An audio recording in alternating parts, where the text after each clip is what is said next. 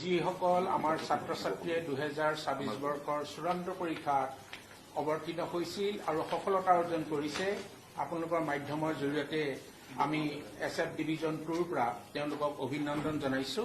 লগতে যিসকলে ফলাফল ভাল কৰিব নোৱাৰিলে তেওঁলোককো আমি এটাই অনুৰোধ জনাইছো, তেওঁলোকে অনুপ্ৰেৰণা লওক যাতে 2027ত যি পৰীক্ষা হ'ব সেই পৰীক্ষাৰ বাবে তেওঁলোকে সম্পূৰ্ণ প্ৰস্তুতি চলাই ফলাফল ভাল কৰিব পাৰে।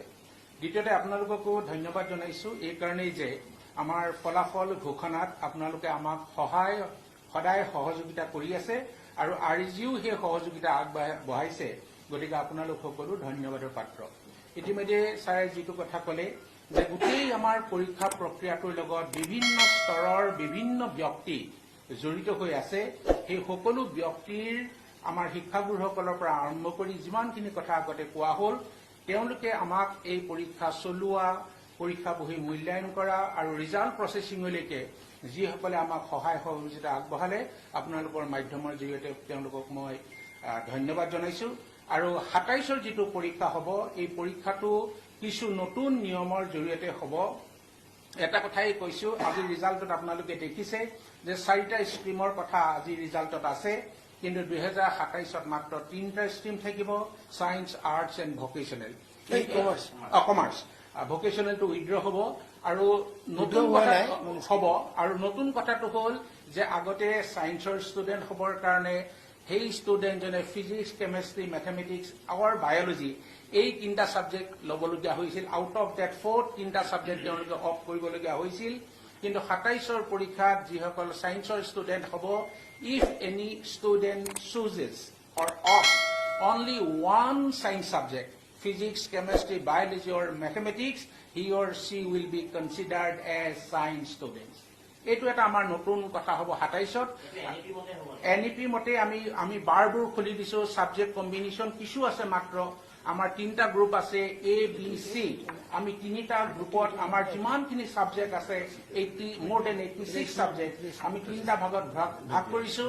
এই গ্ৰুপত আমাৰ লেংগুৱেজ আৰু অল্টাৰনেটিভ ইংলিছ থাকিব, তাত 11টা লেংগুৱেজ ছাবজেক্ট থাকিব। B গ্ৰুপটো ছায়েন্স, কমাৰ্চ, আৰ্টছ চব সোমাই থাকিব। আনাদাৰ ইম্পৰ্টেণ্ট কথা, C গ্ৰুপ য'ত ভকেশ্যনেল ছাবজেক্ট, স্কিল ছাবজেক্টবিলাক থাকিব। আমাৰ যিখিনি ভকেশ্যনেলৰ ছাবজেক্ট আছিলে যিটো ষ্ট্ৰীমৰ, all that subjects have been incorporated in group C।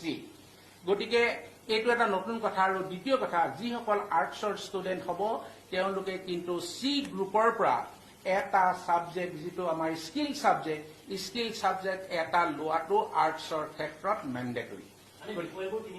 আমি 3টা গ্ৰুপত ভাগ কৰি দিছো। ইতিমধ্যে চব নটিফিকেশ্যন আমি জাননী জাৰি কৰিছো। স্কুল কলেজ স্কুলত ফাৰ্ষ্ট ডে পৰীক্ষা ইন দি ছেইম ৱে হৈ গৈছে। গতিকে আমাৰ যিবিলাক শিক্ষানুষ্ঠান আছে তেওঁলোকে এই সম্পৰ্কত অৱগত হৈছে।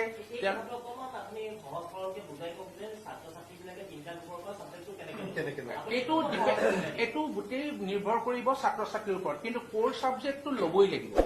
কোৰ ছাবজেক্ট অসমীয়া, ইংলিছৰ লগতে অসমীয়াৰ লগতে যিবিলাক আমাৰ বিভিন্ন ধৰণৰ মৰুভূমি, বড়ো ইত্যাদি আছে সেইখিনি ল'ব পাৰিব। আৰু কোনোবাই যদি MIL নলয় তাৰ জেগাত তেওঁ অল্টাৰনেটিভ ইংলিছ ল'ব পাৰিব। মানে আৰ্টছ, ছায়েন্স আৰু কমাৰ্চৰ ক্ষেত্ৰত কোৰ গ্ৰুপত 2টা ছাবজেক্ট মেণ্ডেটৰী। আৰু B গ্ৰুপত এজন ছাত্ৰই যদি ছায়েন্সত কেমেষ্ট্ৰি লয়, at the same time he or she has right to choose to opt business studies, accountancy ইত্যাদি।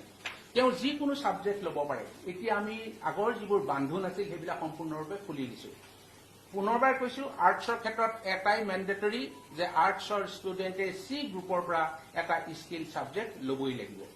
আৰু ছাৰে ইতিমধ্যে ক'লে যে 5% আমাৰ অলপ ভেৰি কৰি আছিল। এতিয়া বিভিন্ন ছাবজেক্ট, থিয়ৰী, প্ৰেক্টিকেল, প্ৰজেক্ট বেলেগ বেলেগ আছিল। কিন্তু অহা বছৰৰ পৰা 33% অল ছাবজেক্টত অল ষ্টুডেণ্টছে পাবই লাগিব। 30%ত পাছ কৰাটো আৰু এতিয়া নহয়, ইতিমধ্যে 11ত সেইটো আমি ইমপ্লিমেণ্ট কৰিছো। এনেকুৱাকে যদি প্ৰয়োজন হয় আপোনালোকৰ আমাৰ যিখিনি নটিফিকেশ্যন আছে আপোনালোকক আমি যোগাৰ ধৰি দিম। ল'বই লাগিব। মেণ্ডেটৰী নহয় আৰ্টছৰ কাৰণে। আৰু এটা আমি চাইছো যে স্কিল ছাবজেক্টটো জানিলে আমাৰ ষ্টুডেণ্টছবিলাকে দে কেন লাৰ্ণ এণ্ড আৰ্ণ টুগেডাৰ। যিবোৰ পশ্চিমৰ দেশবিলাকত হৈছে, উন্নত দেশবিলাকত হৈ আছে, আমিও যাতে সেই ক্ষেত্ৰত অকণমান আগবাঢ়িব পাৰোঁ, সেইকাৰণে new initiative has been taken, এইটো লোৱা হৈছে। আৰু 6টা সাবজেক্ট কিন্তু ম্যান্ডেটৰি এটো আপোনালোকক কৈছে ইতিমধ্যে আগতে আমাৰ 6টা সাবজেক্ট ললে 5টা এপিয়াৰ হলেও হয় কিন্তু এবাৰ 6টা সাবজেক্টটো লব লাগিব আৰু 6টাতে they will have to appear but কিন্তু পাস কৰাৰ ক্ষেত্ৰত আমি আউট অফ ডেট যদি 6টাত 5টাত তেওঁলোকে পাস কৰে ইনক্লুডিং যি দুটা আমাৰ কোৰ সাবজেক্ট 5টাত পাস কৰিলেও কিন্তু হ'ব result will be out of 5 in addition to that first ইয়াৰত আমাৰ এনভাইৰনমেন্টেল সায়েন্স এটা আছে যেটো ইন্টাৰনেল অ্যাসেসমেন্ট হ'ব কলেজত হ'ব এডন সাবজেক্ট আৰু নতুন এটা সাবজেক্ট আমি ক্লাস 12ত কৰিছো it will be the 7th subject 7 নম্বৰৰ সাবজেক্ট এটো হ'ব জেনাৰেল ষ্টাডিজ ইতিমধ্যে এডিআৰই পৰীক্ষা চায়ে পাতিছে লাখ লাখ ষ্টুডেণ্টৰ ফ্ৰম দ্যাট এক্সপিৰিয়েন্স এটো কথা আমি উপনীত হৈছো যে আমাৰ ল'ৰা ছোৱালীক এই জেনাৰেল ষ্টাডিজৰ কিছুমান জ্ঞান দিবৰ কাৰণে এই জেনাৰেল ষ্টাডিজ যেটো বিষয় সেই বিষয়টো ইন্ট্ৰডিউস কৰা হৈছে আৰু from time to time very often আমি জেনাৰেল ষ্টাডিজৰ কিতাপখন কিন্তু চেঞ্জ কৰি থাকিম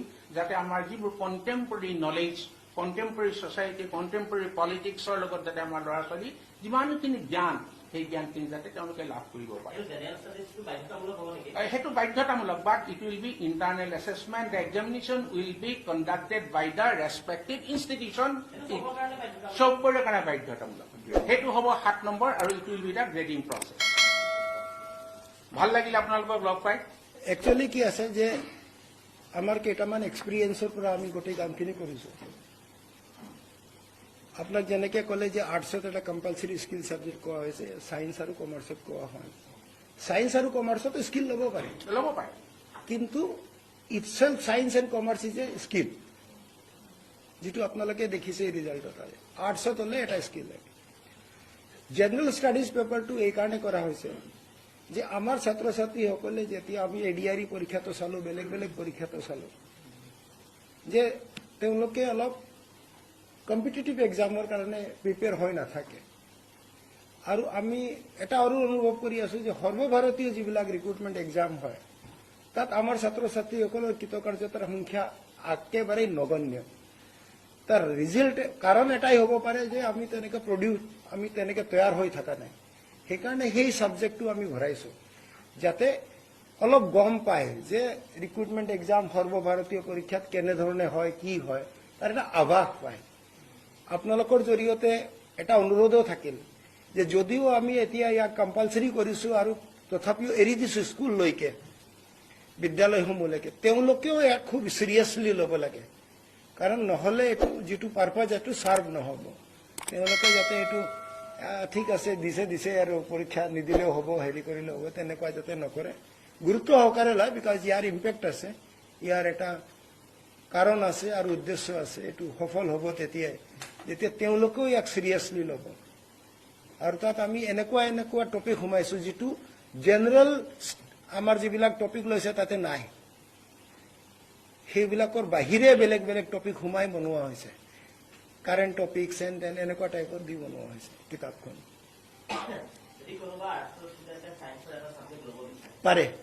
পাৰে কিছুমান সাবজেক্ট আছে যেটো ফ্ৰী কৰি দিয়া আছে যেনেকে ধৰক সায়েন্সৰ তেওঁ কমাৰ্চৰ ক্ষেত্ৰত বিজনেস ষ্টাডিজ ল'ব পাৰে একাউন্টেন্সি ল'ব পাৰে সায়েন্সৰ ক্ষেত্ৰত তেওঁ বায়োলজি ল'ব পাৰে মেথমেটিক্স ল'ব পাৰে বহুত commerce student arts student mathematics লয় সেইটো ফ্ৰী কৰা আছে বহুত আছে এনেকুৱা সাবজেক্ট অলৰেডি 26ৰ 11ত তেওঁলোকে লৈ ল'লে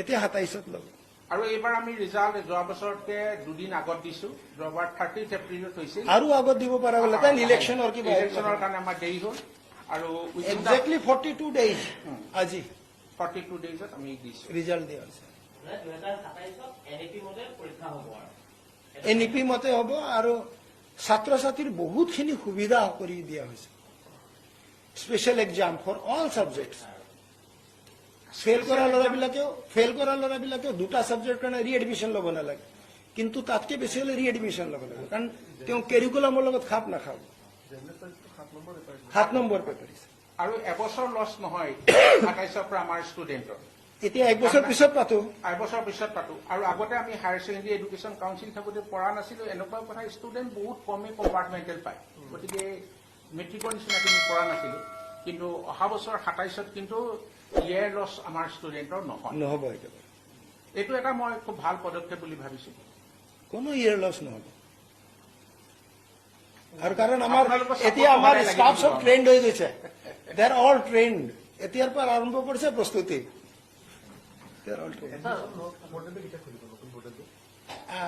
এইটো যিটো 2 উইকছ আফটাৰ ৰিএডমিশ্যনৰ কাৰণে। নৱম শ্ৰেণীৰ পাঠ্যপুথিত কিবা এটা ভুল এটা তথ্য এটা সন্নিৱিষ্ট হৈ আছে। কেনেকুৱা? ভূগোলত হা? ভূগোল বিষয়ত কিবা এটা তথ্য এটা না ভূগোল বিষয়ে তেনেকুৱা কোনো ভুল তথ্য নাই। এইটো আমি একচুৱেলি কি হৈছে, বিকজ অফ NCF 2023 আমাৰ কিতাপবিলাক চব পৰিৱৰ্তন হ'ব। Every book should be change. ভূগোলত কি হৈছে যে যিবিলাক ডাটা দিয়া আছে, এই কিতাপখন অলপ পুৰণি, গতিকে ডাটাটো দিয়া আছে সেই বছৰৰ নাম লিখি। এতিয়া কিছুমানে ভাবিছে যে সেই ডাটাটো এতিয়া নাই, গতিকে ভুল আছে। দিছ ইজ নট ভুল। তাত লিখা আছে কিন্তু কোনটো সোর্স কোনটো। তথাপিও আমি এটা ক্লেৰিফিকেশ্যন কৰি এটা নটিফিকেশ্যন উলিয়াই ল'ব লাগে। নাই ওলোৱা চেষ্টা কৰি আছিলোঁ, পিছত আমি দেখিলোঁ যে কৰিলে বেছি প্ৰব্লেমে হ'ব। কাৰণ তাত এইটো লিখা হৈছে যে এই ডাটাটো এইটো ষ্টেটিষ্টিকৰ পৰা লোৱা হৈছে, এই ডাটাটো এইটো ষ্টেটিষ্টিকৰ পৰা লোৱা হৈছে। গতিকে দিছ ইয়েৰ ৱাইজ অহা বছৰটো because of change of curriculum already NCERT-য়ে নতুন কিতাপৰ চিলেবাছ দি দিছে। সেই চিলেবাছ মতে আমাৰ কিতাপৰ লিখা কাম আৰম্ভ হৈছে। গতিকে নেক্সট ইয়াৰ 9-ৰ all books will be change. Every book will be change. আহিছে সেইটোতো আমাৰ ডিক্লেৰেশ্যন আছিলে যে সোমাব। আমাৰ এইটো ডিক্লেৰেশ্যন আছিলে যেতিয়া আমাৰ নিজৰ প্ৰাণৰ শিল্পীয়ে কৈছোঁ আৰু তেখেতৰ যেতিয়া মৃত্যু হৈছিলে, তেতিয়া আমাৰ মাননীয় মুখ্যমন্ত্ৰী মহোদয়, শিক্ষামন্ত্ৰী মহোদয় এটা ইচ্ছা প্ৰকাশ কৰিছিলে যে তেওঁৰ স্মৃতিটো যদি ভালকৈ যুগমীয়া কৰিব লাগে, তেতিয়াহ'লে পাঠ্যক্ৰমত তেওঁৰ সন্নিৱিষ্ট হ'ব লাগে। আৰু সেইমতে 9 আৰু 10 অলৰেডি ওলাই গ'ল কিতাপখন। তাত আছে জুবিন গাৰ্গৰ বিষয়ে আছে, ভূপেন হাজৰিকাৰ বিষয়ে দিয়া হৈছে। আৰু আমি